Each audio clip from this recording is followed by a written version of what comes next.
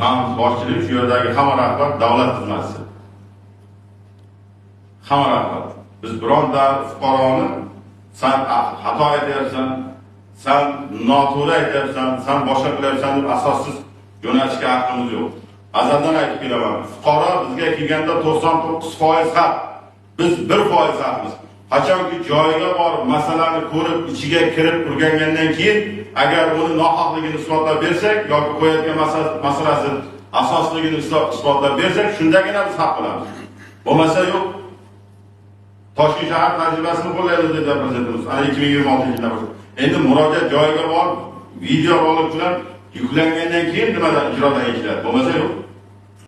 Inson ijtimoiy xizmatlar markazi o'rtoq Islom degan katta 70 ta murojaat tushgan, 3 tasi ijobiy hal qilingan. 38 tasiga huquqiy tushuntirish berilgan, 6 tasi uzoq muddatli olingan. Bu uzoq muddatli degani nima men tushunmadim.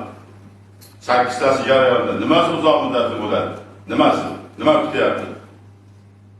Tug'ilmagan bolaga nafaqa so'ramaydi, senga bir 6 oylik berimingni hozir uzoq muddatga suzadigan.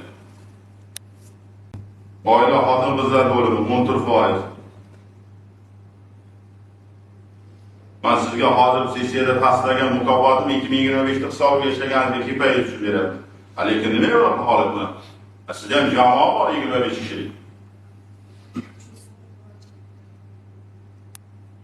Borish kerak, uyda oldiga tushish kerak. Mahallalar uyushmasi 15% o'rtoq Bo'riyev.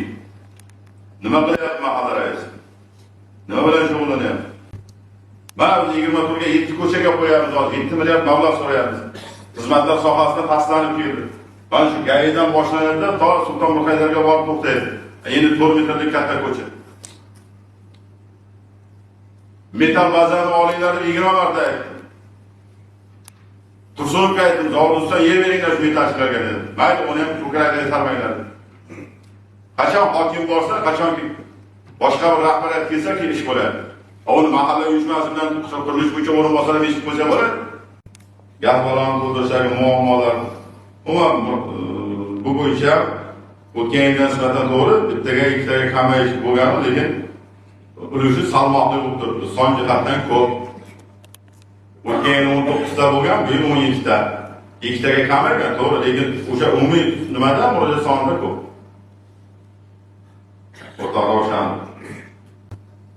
Yana bir eslatamaman. Bugun bu ijro intizomi o'sha fuqaro murojaati bo'yicha bekorga man deputatskiga olib chiqmadi. Bugun rasman barcha